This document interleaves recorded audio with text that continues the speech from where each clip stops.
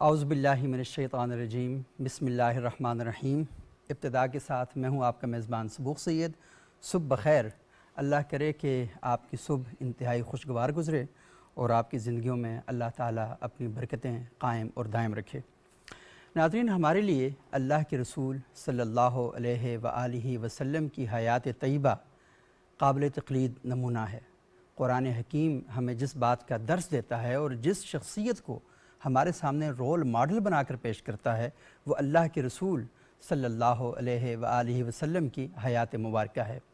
قرآن حکیم ارشاد فرماتا ہے کہ لقد کان لکم فی رسول اللہ اسوۃ حسنہ، بے شک تمہارے لیے تمہارے رسول صلی اللہ علیہ وآلہ وسلم کی حیات طیبہ بہترین نمونہ ہے۔ ہم اس بہترین نمونے سے زندگی کے تمام سبق حاصل کرتے ہیں، اور یہ بہترین نمونہ ہماری دنیا اور ہماری آخرت دونوں کے لیے کامیابی کا ایک راستہ ہے۔ رسول اللہ صلی اللہ علیہ وآلہ وسلم ایک بار اپنے صحابہ کے درمیان بیٹھے ہوئے تھے،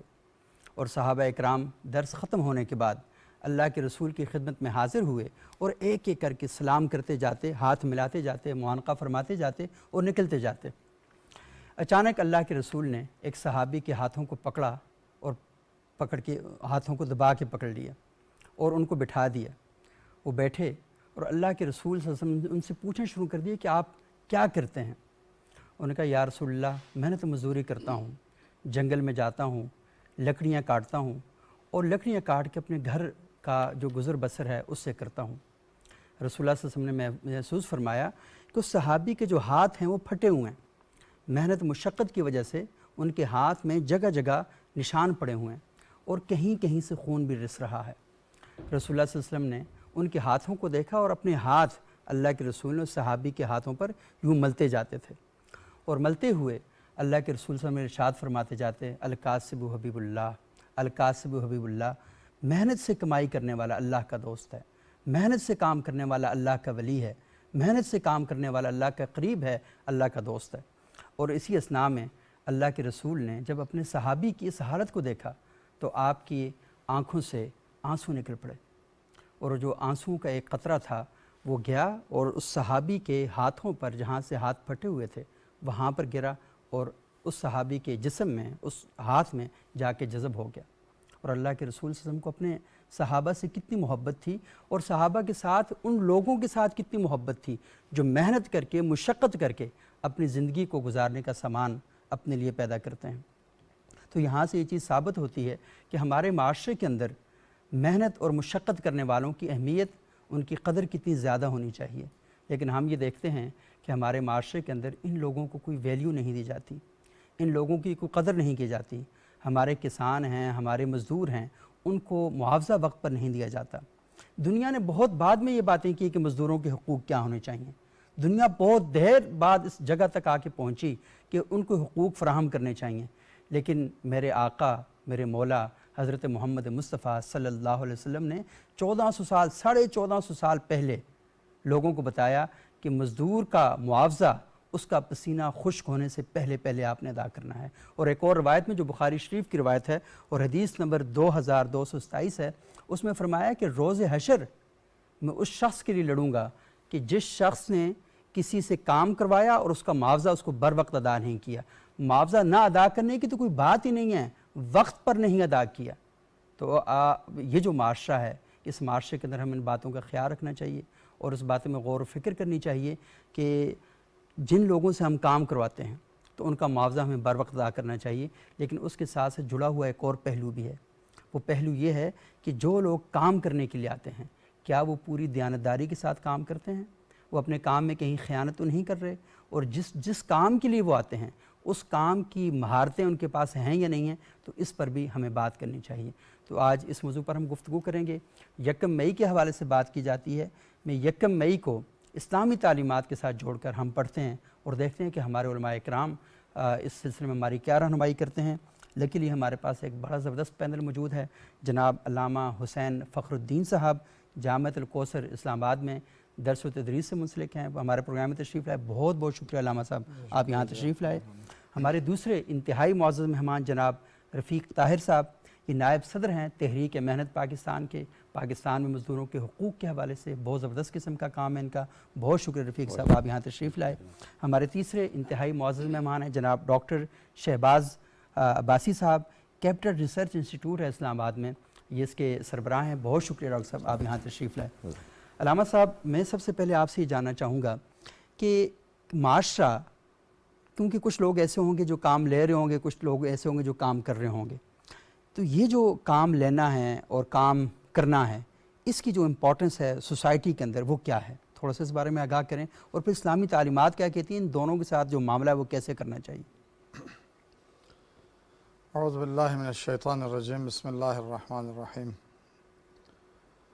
الحمدللہ والصلاة علی رسول اللہ وآلہ الطاہرین واصحابہ المنتجبین ولعنۃ اللہ علی اعدائہم اجمعین. بہت شکریہ شاہ جی. انتہائی اہم موضوع ہے جس پر آپ نے گفتگو جو ہے وہ چھیڑی ہے, اور اس پر انشاءاللہ بحث ہوگی اور گفتگو ہوگی انشاءاللہ. دیکھیں ہم جب فقہ اسلامی کو دیکھتے ہیں تو جی وہاں پہ دو بنیادی حصے ہیں, اور ایک عبادات ہے اور ایک معاملات. صحیح. یہ جو محنت مزدوری کا تعلق ہے,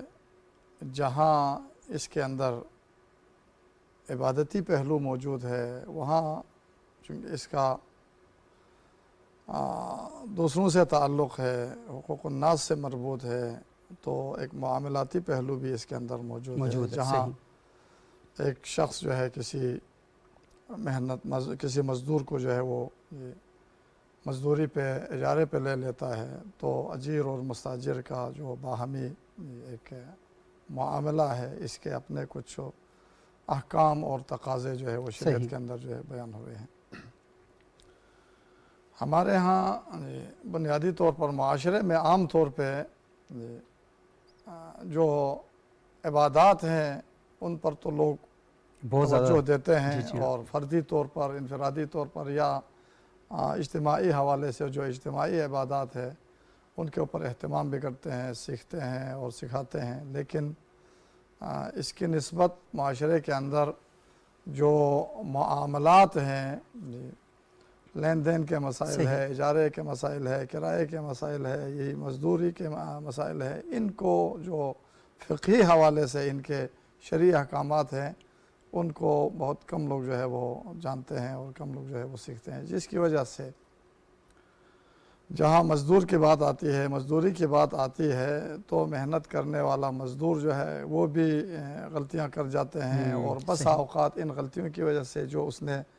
مزدوری حاصل کی ہے, جو کسب اس نے کیا ہے, اس میں حرام جو ہے وہ مکس ہو جاتا ہے, مل جاتا ہے, اور نتیجہ اس کا پھر بہت بھیانک جو ہے وہ نکلتا ہے. صحیح. ایک مثلا مزدور جو ہے 1000 روپیہ فرض کرے وہ کماتا ہے, اور اس میں اگر اس نے بے ایمانی کی یا مثلا کسی طرح سے دوسرے کا حق جو ہے اس نے صحیح طرح سے ادا نہیں کیا, اور 50 روپیہ 100 روپیہ اگر حرام کا اس 1000 میں مل جاتا ہے جی, تو اس کا اثر جو ہے وہ دور دور تک چلا جاتا ہے. جی احادیث میں ہے یہ کوئی حرام کا لقمہ اگر ایک لقمہ کھاتا ہے 40 دن تک اس کی عبادت قبول نہیں ہوتی. حرام کا ایک لقمہ کھانے سے اگر جی اس کا اثر یہ ہے کہ 40 دن تک اس کی عبادتیں قبول نہیں ہوتی. اور حدیث شریفہ میں ہے, صحاح کے اندر یہ بات موجود ہے جی, حضور سرور کائنات صلی اللہ علیہ وسلم نے ارشاد فرمایا. اسی طرح حضرت عبداللہ ابن عمر کی روایت موجود ہے, حضرت علی علیہ السلام کی روایت موجود ہے کہ حضور نے ارشاد فرمایا اگر کوئی حرام مکس حرام مخلوط کمائی سے کرتا بنا دیں جی, اس میں کچھ حصہ جو ہے تھوڑا سا حلال کیا, تھوڑا سا حرام مکس اور وہ کیا, کرتا پہن کے نماز پڑھتا, اس کی نماز قبول نہیں ہوگی. اور اسی طرح کچھ اولاد کے اوپر جو تربیتی اثرات پڑتے ہیں, روحانی طور پر اس شخص کے اندر حرام کھانے سے کے اوپر جو اثرات پڑتے ہیں. اچھا یہ ایک طرف. دوسری طرف جو ہے جہاں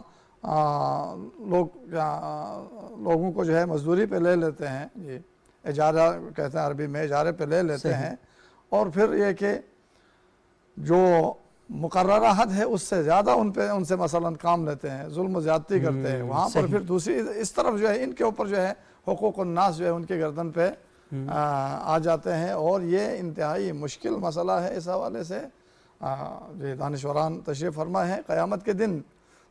اللہ تعالیٰ اپنے جو حقوق ہے وہ تو ارحم الراحمین ذات جو ہے وہ بخش دے گا، لیکن جہاں حقوق الناس کی بات آتی ہے جب تک وہ صاحب حق نہیں بخشتا اس وقت تک اللہ تعالیٰ بھی نہیں بخشتا۔ تو اس حوالے سے یہ محنت مزدوری اور ان چیزوں سے اس سے متعلق جو مسائل ہیں شریعت کے روح سے، اس کی فضیلت، اس کی اہمیت، اس کے احکامات، یہ بہت ساری چیزیں ہیں جو ہمیں معاشرے میں بتانے کی ضرورت ہے، لوگوں کو سیکھنے کی ضرورت ہے اور ان پر پھر عمل کرنے کی ضرورت ہے۔ بہت ہی اہم بات آپ نے بتائی ہے کہ ہمارے معاشرے کے اندر حقوق اللہ کے بارے میں بہت زیادہ اصرار ہے، منبر و محراب پر بھی بہت زیادہ فضائل بیان کیے جاتے ہیں، لیکن ہم یہ دیکھتے ہیں کہ معاشرے کے اندر یہ جو حقوق کا باب ہے، فرائض کا باب ہے، اس کے بارے میں گفتگو بھی بہت کم ہوتی ہے، اور ایسے لوگوں کو بہت اپریشیٹ کیا جاتا ہے جو لوگوں کو ڈاج کر کے آ جاتے ہیں، لوگوں کو دھوکہ دے کر آ جاتے ہیں۔ اور میں نے اکثر اوقات دیکھا ہے کہ لوگ بڑے فخریہ بیان کرتے ہیں، میں فلانے کو چونا لگا دیا، یعنی چونا لگانے کا جو کلچر ہے اس کو ہوشیاری سمجھا جاتا ہے۔ یہ ہوشیاری یا دانائی نہیں ہے، بلکہ اللہ کے ہاں، اللہ کے رسول کے ہاں ایک ایسا کام ہے کہ جس کی بہت سخت سزا ملے گی۔ میں تھوڑا سا آپ سے جاننا چاہوں گا کہ ہمارے جو منبر و محراب ہیں ان کے اوپر ان موضوع، کیونکہ عقیدے کے بارے میں گفتگو کی گئی تو قوم ساری عقیدے کے بارے میں بہت حساس ہے، حقوق اور معاملات کے بارے میں کم گفتگو کی گئی، تو ہم یہ دیکھتے ہیں ایسا نہیں کہ سارے علماء نہیں کرتے، بیشتر علماء یہ بات کرتے بھی ہیں، لیکن ایک بڑی تعداد ہے علماء کی جو عقائد اور عقیدت اور ان باب میں تو بہت گفتگو کرتی ہے اور کرنی بھی چاہیے، لیکن اس معاملے میں شاید تھوڑی سی کمزوری ہے۔ اگر منبر و محراب سے ان موضوعات کو مسلسل بیان کیا جائے تو شاید چیزیں بڑی حد تک بہتر ہو سکتی ہیں۔ اس پر میں آپ سے بات کروں گا۔ رفیق طاہر صاحب، تھوڑا سا مجھے بتائیے گا کہ تحریک محنت پاکستان مزدوروں کے حقوق کے بارے میں، ان کی آگاہی کے حوالے سے، ان کے حقوق کے حوالے سے بہت زیادہ کام کرتی ہے، تو مجھے بتائیں کہ آپ کا ڈیٹا کیا کہتا ہے یا آپ کی جو ریسرچ ہیں وہ کیا کہتی ہیں پاکستان میں مزدوروں کے حقوق کے حوالے سے، اور یہ تحریک محنت ہے یہ کر کیا رہی ہے؟ بسم اللہ الرحمن الرحیم۔ بہت شکریہ سبق بھائی،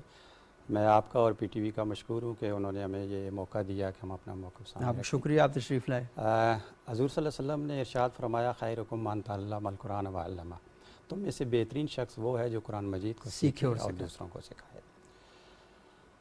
دنیا میں انسانی زندگی کو گزارنے کے لیے جتنے بھی دساتیر اور جتنے بھی رول ریگولیشن بنے ہیں ان میں وقت کے ساتھ ساتھ امینڈمنٹ ہوتی رہی ہے، صحیح، اور ہر ایک نے اپنی ضرورت کے مطابق اس میں ترمیم بھی کی ہے، اپنی ضرورت کو حل کرنے کی بھی کوشش کی ہے۔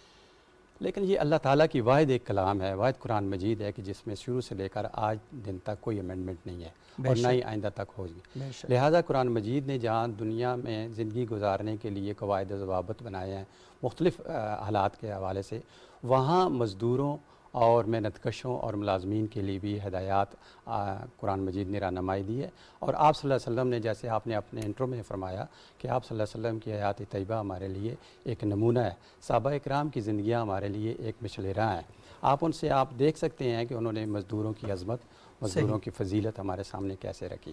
تحریک محنت پاکستان بھی بنیادی طور پر علمی، ادبی اور اصلاحی تنظیم ہے۔ اس کا مطمئن نظر یہ ہے کہ پاکستان میں جتنے بھی مزدور ہیں، محنت کش ہیں، ملازمین ہیں، ان کی تربیت، ان کی اخلاقی تربیت، ان کی علمی تربیت، ان کو علم کے فروغ کے لیے ایسی تربیت گاہوں کا اہتمام کیا جائے تاکہ وہ اسلامی تعلیمات کی بنیادی وہ اصول سیکھیں، بنیادی تعلیمات سیکھیں اور اس پہ عمل کر کے اپنے لیے بھی اور اپنی دنیا کی زندگی جس میں وہ صبح سے شام تک اپنی ضروریات کو پورا کرنے کے لیے لگے رہتے ہیں، اپنی بیوی بچوں کی ضروریات کو پورا کرنے کے لیے لگے رہتے ہیں، اور وہ آخرت کی زندگی بھی ان کی سنور سکے۔ اس کے لیے صبور بھائی ہم قرآن مجید ان کو دیتے ہیں، ہم ترجمہ قرآن مجید دیتے ہیں، تفاسیر قرآن دیتے ہیں، احادیث رسول اللہ صلی اللہ علیہ وسلم کی دیتے ہیں، سیرت محمد صلی اللہ علیہ وسلم دیتے ہیں، اور صحابہ اکرام کی سیرت دیتے ہیں، مختلف مثبت قسم کا لٹریچر۔ اور مزے کی بات میں آپ کو یہ بتاؤں کہ یہ ہم مزدوروں اور ان کے لیے ہم نے یہ انسٹالمنٹ میں دیتے ہیں۔ یعنی آپ کو ایگزامپل کے طور پہ بتاؤں کہ اگر ایک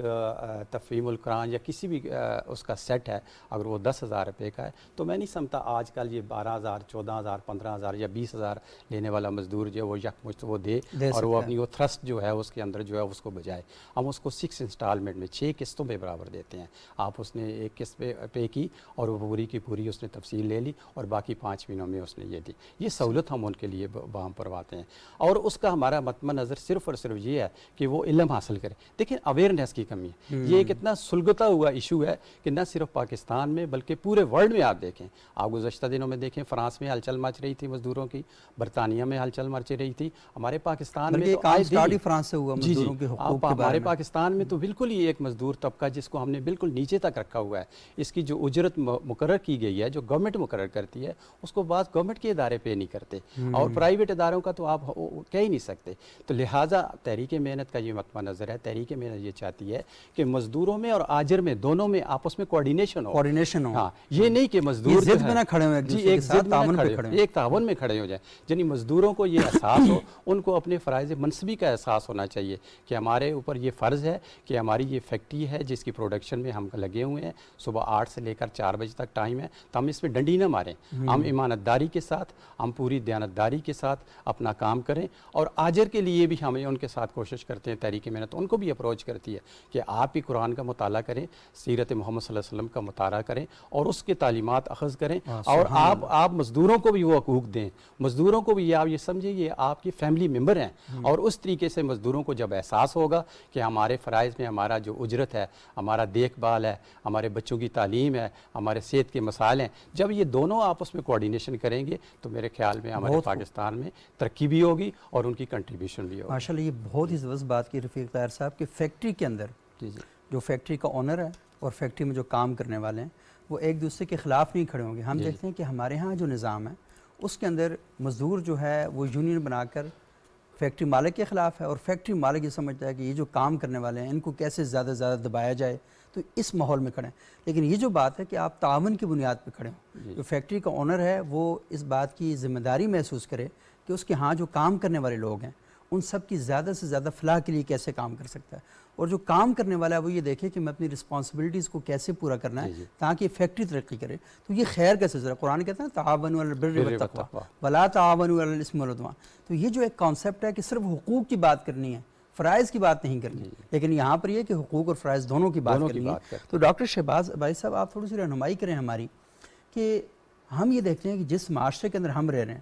یہاں حقوق کے نعرے بلند کرنے والے لوگ ہیں, فرائض کی بات کرنے پر بہت کم جو ہے توجہ دی جاتی ہے. تو اسلام کتنا خوبصورت چیز ہمیں بتاتا ہے, وہ جہاں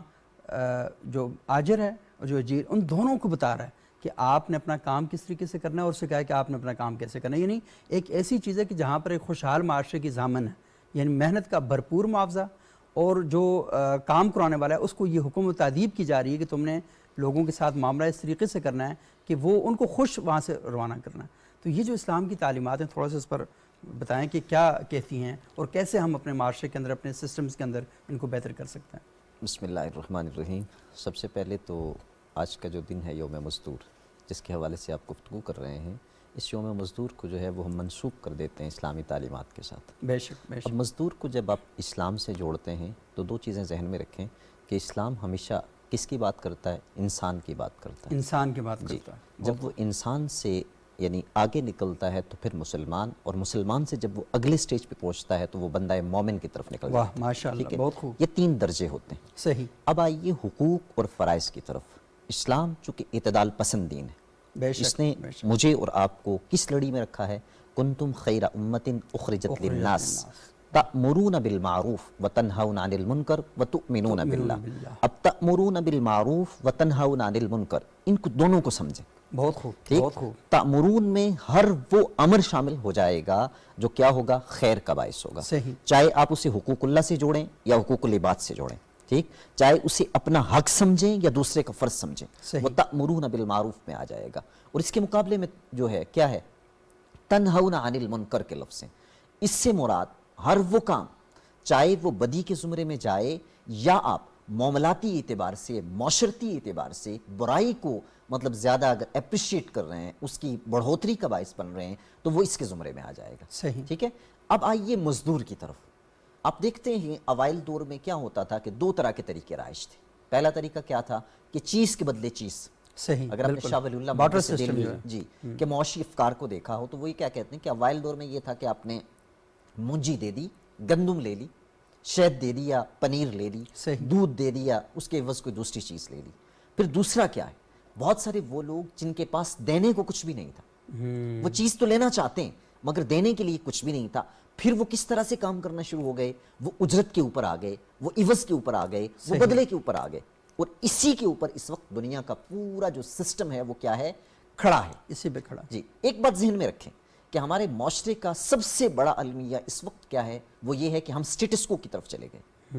मैं फैक्ट्री का मालिक हूं, मैं डॉक्टर हूं, मैं इंजीनियर हूं, मैं घर का काम क्यों करूं, मैं घर के काम के लिए किसी ऐसे फर्द को बुलाऊं जो नीच है, जो हकीर है। इस्लामी तालीमात के अंदर मजदूरी करना, इसको बहुत बड़ा क्या किया गया,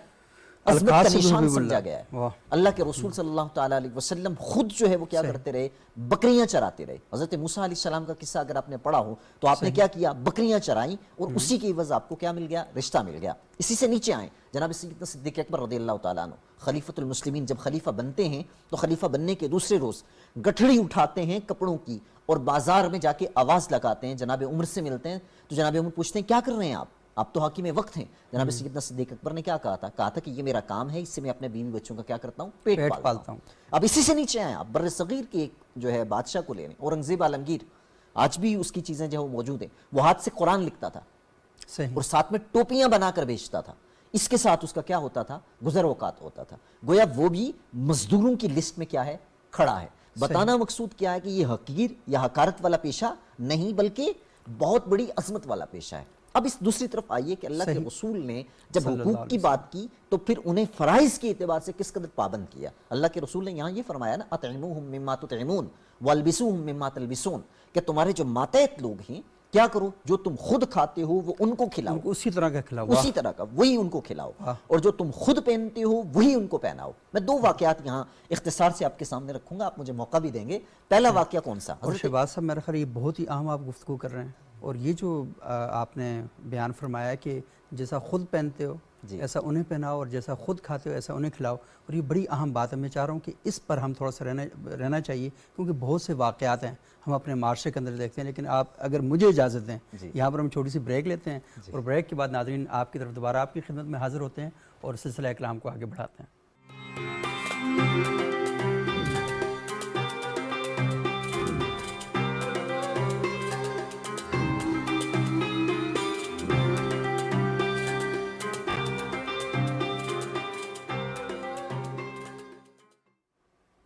नाज़रीन, वक्फ़े के बाद एक बार फिर प्रोग्राम में खुश आमदेद। आज हम गुफ्तगू कर रहे हैं 1 मई के हवाले से, लेकिन हमारी गुफ्तगू का ज़ाविया थोड़ा सा मुख्तलिफ है। हम ये बात कर रहे हैं कि जहाँ हुकूक़ के नारे लगते हैं वहाँ पर फ़राइज़ भी पूरे करने चाहिए, और अल्लाह के रसूल सल्लल्लाहु अलैहि वसल्लम की हयात तय्यबा हमें क्या क्या रहनुमाई फ़राहम करती है। और उलमाए किराम की इतनी शानदार गुफ्तगू जारी है, और आप ये देख लें कि ये गुफ्तगू सुनकर ही एक खुशगवार तस्वर पैदा होता है कि हम एक ऐसा माशरा बनाना चाह रहे हैं कि जहाँ पर गरीब और अमीर के दरमियान जो फ़र्क है वो कोई अमली फ़र्क आपको नज़र नहीं आएगा, यानी वो एक ही सफ़ में खड़ा हो जाता है, वो कहीं आपको दूर नहीं करता, बल्कि अमीर की ज़िम्मेदारियाँ ज़्यादा बन जाती हैं उसके अंदर। और जैसे डॉक्टर शहबाज अली बाज साहब भी फरमा रहे थे कि ये हुक्म दिया गया है कि आप उसी तरह जैसा ख़ुद खाते हैं ऐसा अपने मातहतों को भी खिलाएं, और जैसा ख़ुद पहनते हैं ऐसा इसी तरह अपने मातहतों को खिलाएं। लेकिन हम ये देखते हैं कि बहुत सी वीडियोज़ हमने देखी हैं कि बड़े बड़े स्टोर में हम जाते हैं तो बाकायदा ये शो करवाया जाता है कि ये जो लड़की है या जो लड़का है ये हमारे घर में रखा हुआ काम वाला है। तो इससे असल में आपकी अज़मत साबित नहीं होती। माज़रत के साथ मुझे ये कहने दें कि शायद आपकी पस्त ज़हनियत जो है वो यहाँ से साबित होती है कि आपने अपने घर में जिस बंदे को काम के लिए रखा है, जो आपकी खिदमत करता है, वो आपसे कितना मुख्तलिफ है। आप उसको मुख्तलिफ दिखा के अपने आप को बड़ा नहीं कर रहे, अपने आप को छोटा साबित कर रहे हैं। तो छोटे लोग इस तरह के काम करते हैं। और शहबाज साहब ने बात की, मैं शहबाज साहब दोबारा आपकी तरफ भी आऊँगा, लेकिन अलामा साहब ये जो हमारे यहाँ कल्चर में देख रहा हूँ कि ये सिर्फ आम लोगों में नहीं है, मजहबी तबके के अंदर भी ऐसा ही है कि बाकायदा उनके जो ड्राइवर हजरात हैं मैं देखता हूँ कि वो सेम इसी तरह की सूरत हाल उनके साथ भी है। बाकायदा छोटा उनको साबित किया जाता है कि आप छोटे हैं। वो जो बात है ना, तुम सागरो तुम छोटे होकर रहो, वो किसी और के कॉन्टेक्स्ट में था, लेकिन यहाँ पर बाकायदा साबित किया जाता है। और मैंने कई शख्सियात को देखा है कि वो अपने यहाँ जो लोग काम वाले हैं उनको इस तरह मुखातब करते हैं कि बाकायदा पूरे मजमे में साबित करवाते हैं कि ये मेरा नौकर है और ये मेरा खादिम है। बहरहाल ये اسلام اور قرآن تعلیمات اسلامی تو اس چیز کی جو ہے وہ کسی طرح سے جو ہے ہمیں اجازت. مجھے حضرت علی رضی اللہ عنہ کا واقعہ یاد ہے جو اپنے خادم کے ساتھ انہوں نے کیا تھا. اور حضور اکرم صلی اللہ علیہ وسلم، ائمہ ہدی، صحابہ کرام کی سیرت میں بھی ایسی چیز ہمیں نظر نہیں آتی، بلکہ اس کے برعکس جو ہے آپ نے اشارہ بھی فرمایا، یہ حضرت امیر المومنین حضرت علی علیہ السلام جو ہے وہ کپڑے خرید لیتے ہیں. صحیح، بالکل. ہاں، ایک نسبتاً اچھا کپڑا جو ہے تھوڑی زیادہ قیمت دے کے، اور ایک جو ہے وہ عام سا سادہ سا لباس جو ہے، اور اس میں سے جو کم قیمت لباس سے خود رکھتے ہیں اور زیادہ قیمت والا کپڑا جو ہے وہ جناب قمبر کو دیتے ہیں، اپنے غلام کو دے دیتے ہیں. وہ عرض کرتے ہیں مولا آپ جو ہے وہ خلیفہ وقت ہے، امیر المؤمنین ہے، تو یہ اچھا آپ رکھے. آپ نے فرمایا نہیں، تم جوان ہو، یہ تمہارے جسم پہ جو ہے زیادہ سجتا ہے. اور اسی طرح باقی ائمہ طاہرین کے حوالے سے بھی جو ہے حضرت امام زین العابدین علیہ السلام، حضرت امام حسن مجتبیٰ علیہ السلام، ان کی سیرت میں یہ چیزیں ملتی ہے کہ غلاموں کے ساتھ بیٹھ کے کھانا کھاتے ہیں. ان کو بلاتے ہیں، جب تک وہ نہیں پہنچتے جب تک دسترخوان کے اوپر سارے جو ہے گھر کے اندر جتنے فرد ہیں، افراد ہیں، وہ سب کے سب جب تک جمع نہیں ہوتے ہیں، یہ کھانا جو ہے وہ شروع نہیں کرتے ہیں. رام صاحب آپ بات کریں تو مجھے یہ جو ہمارے مرحوم مفتی عبدالشکور صاحب ہیں جو مذہبی امور کے وزیر تھے، رمضان میں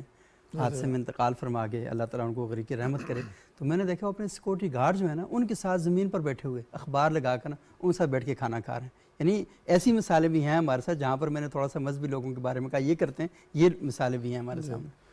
تو بہرحال دونوں طرح کے لوگ جو ہے معاشرے میں موجود ہیں، البتہ کم اور زیادہ کی بات ہے. لیکن آج افسوس سے کہنا پڑتا ہے ہمارا معاشرہ جو ہے وہ روز بروز اسلام سے اور اسلامی تعلیمات سے، قرآن اور قرآنی تعلیمات سے دور ہوتا جا رہا ہے، اور نہ قرآن و سنت کی جو تعلیمات ہے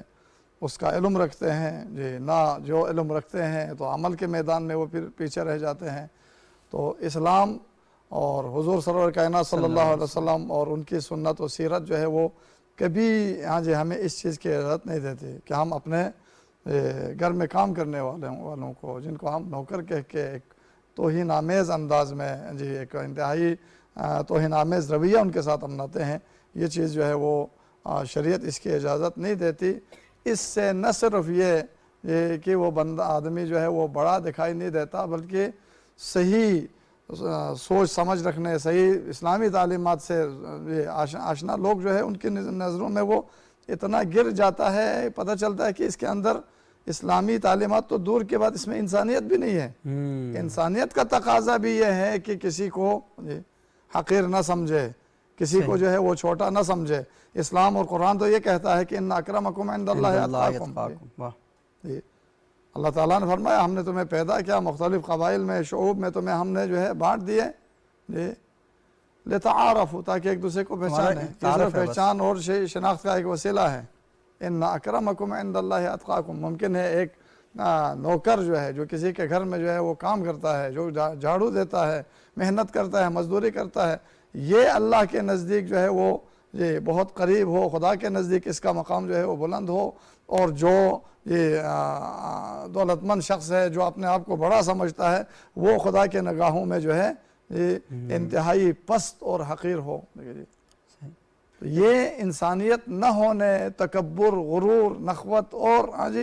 اس کی اپنی پستی اور اس کی اپنی جو ہے شخصیت کی کمی کی علامت ہے. بنیادی طور پر یہ چیزیں ہوتی ہے تربیت کے صحیح نہ ہونے کی وجہ سے. انسان کے اندر ایک خلا رہ جاتی ہے، ایک کمی رہ جاتی ہے معنوی طور پر. وہ اس کا اندرون جو ہے وہ باطن جو ہے وہ خالی ہوتا ہے، تو وہ ان چیزوں کے ذریعے سے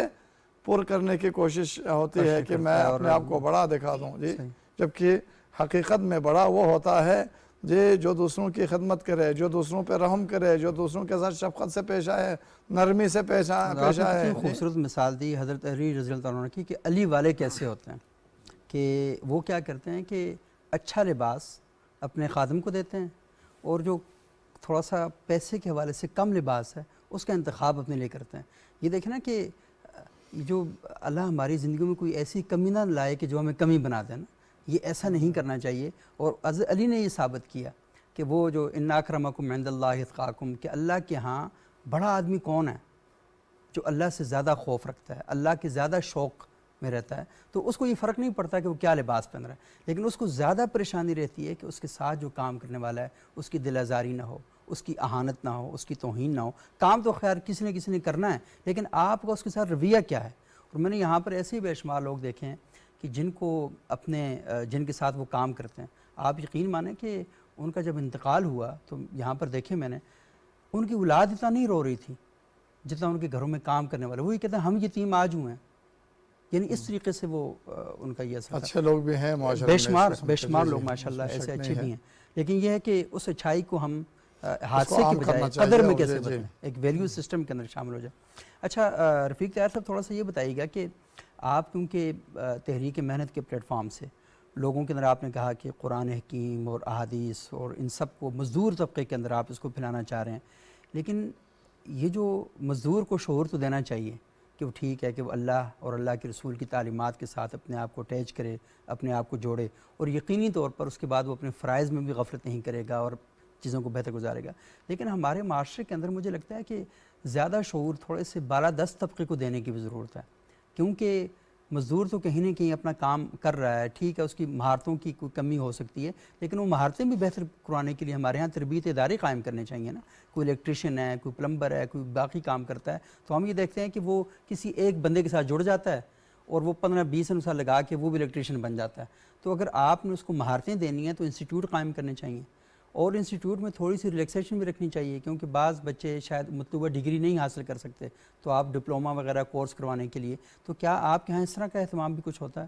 جی سبوک بھائی, یہ جیسے علامہ صاحب فرما رہے تھے کہ میں اس بات کو تھوڑا سا کہ مزدور کی عظمت تو اسلامی تعلیمات میں ہی صرف نہیں, اگر آپ دیکھیں تو دنیا کے باقی مذاہب میں بھی صحیح, بالکل تمام مذاہب کے دیکھیں, اندر مزدور نے تو اپنی ایک مزدوری کرنی ہے اور اس نے اپنی اجرت لینی, لیکن بیسیکلی اس کی جو ایگو ہے وہ ہرٹ کرنے کی اجازت کسی کو نہیں ہے. بالکل عزت نفس تو سب کے لیے برابر. تو میں آپ کے سوال کی طرف آتا ہوں, تو تحریک محنت نے اپنے یہاں نہ صرف مزدوروں کے لیے, محنت کشوں کے لیے, ملازمین کے لیے, بلکہ ان کے بچوں کے لیے ویلفیئر پروگرام بھی شروع کیے ہوئے ہیں. جس طریقے سے آپ فرما رہے ہیں اسکل ڈیولپمنٹ کے, ہمارے یہاں ایک قرآن اسکول وہاں قائم ہے ہمارے واہ کینٹ میں, وہاں ہمارا کمپیوٹر کورسز ہوتے ہیں مختلف علاقوں میں. ہمارا ایک ماڈل اسکول وہاں قرآن اسکول ماڈل اسکول کے نام سے ایک ہے, جس میں ہم 5ویں پاس بچوں کو لیتے ہیں, 6ٹھی میں داخل کرتے ہیں, اور اس کو حفظ قرآن کے ساتھ ساتھ ہم اس کو روایتی تعلیم دیتے ہیں, جس میں میتھمیٹکس ہے, سائنس ہے, اردو ہے, یہ ساری کی ساری, اور 8ویں تک وہ ہمارے ساتھ پڑھتا ہے,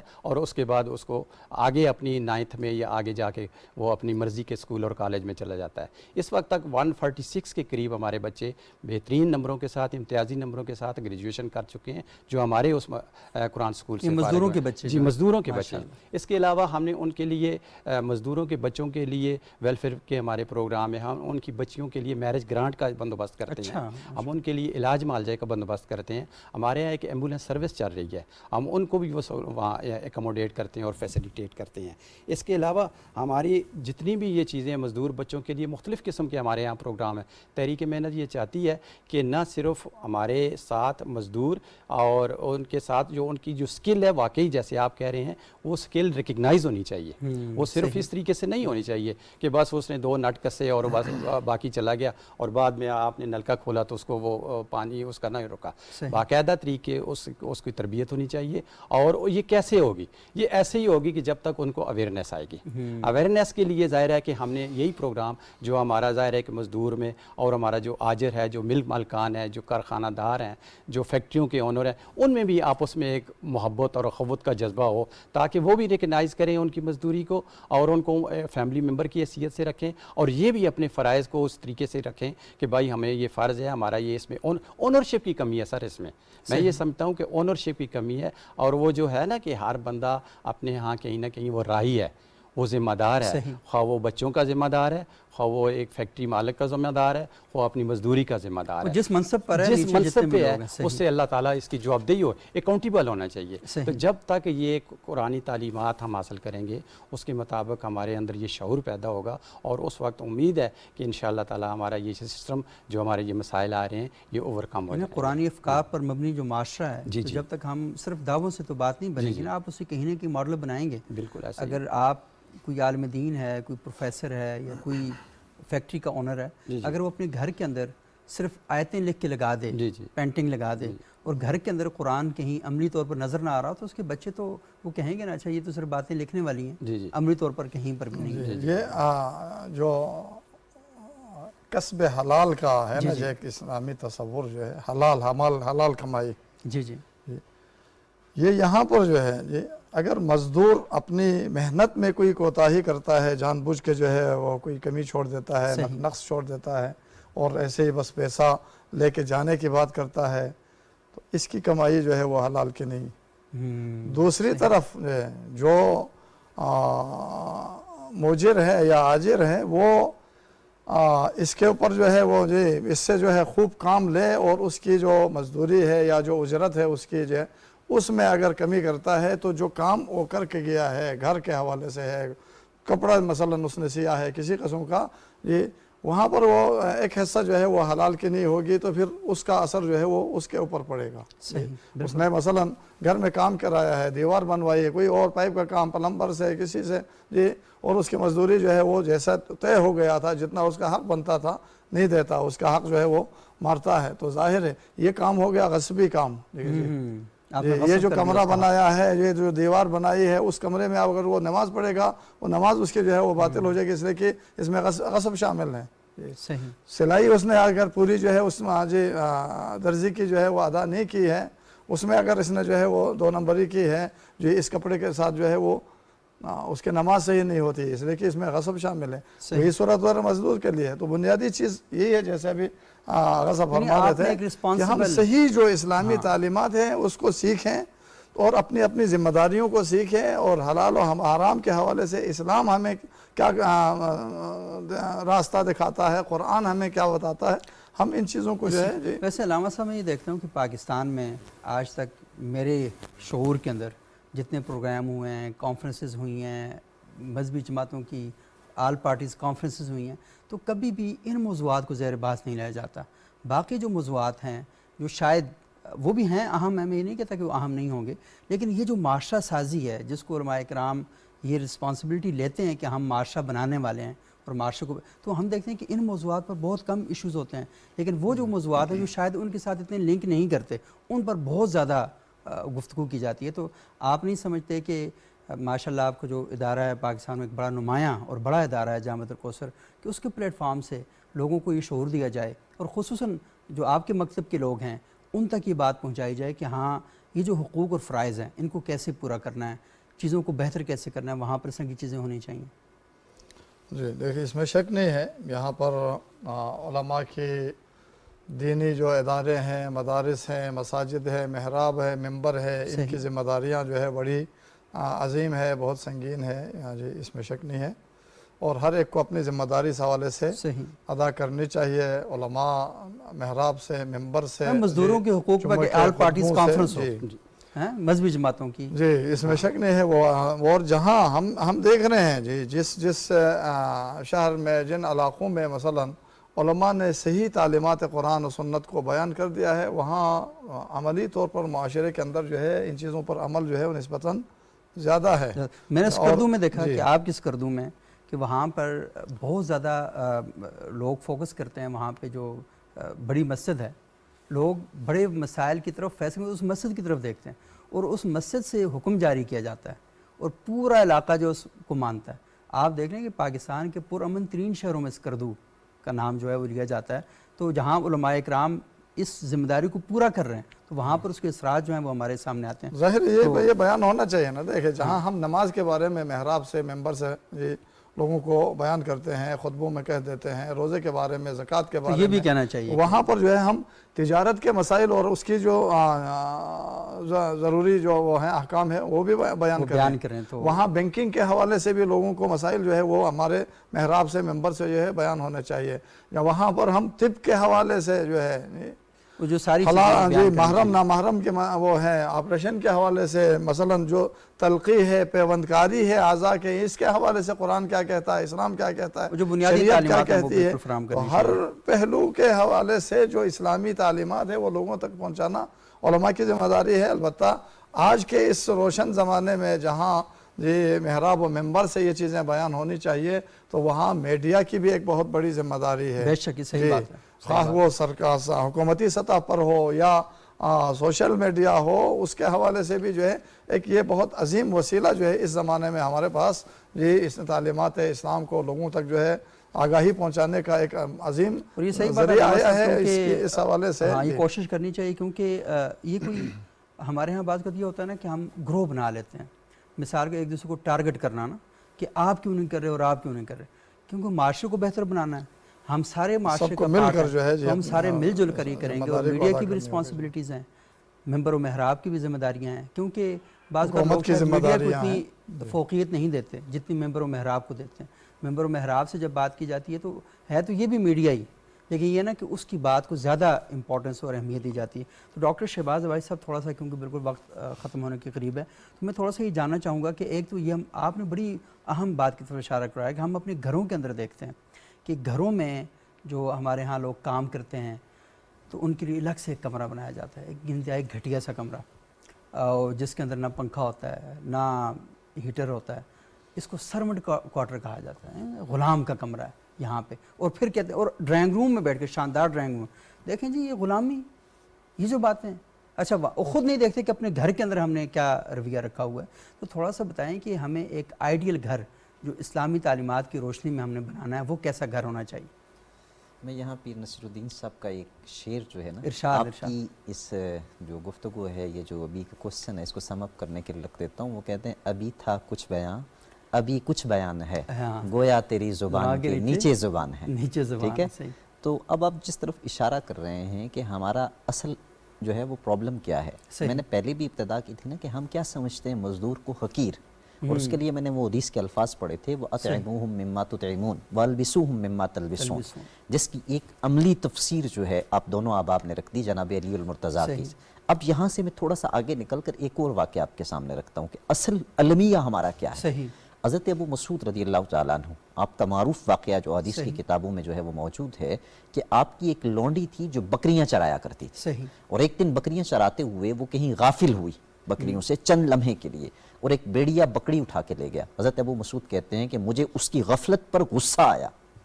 اور غصہ آنے کے بعد میں نے اس کو تھپڑ مار دیا، اور پیچھے سے اللہ کے رسول کی آواز آئی،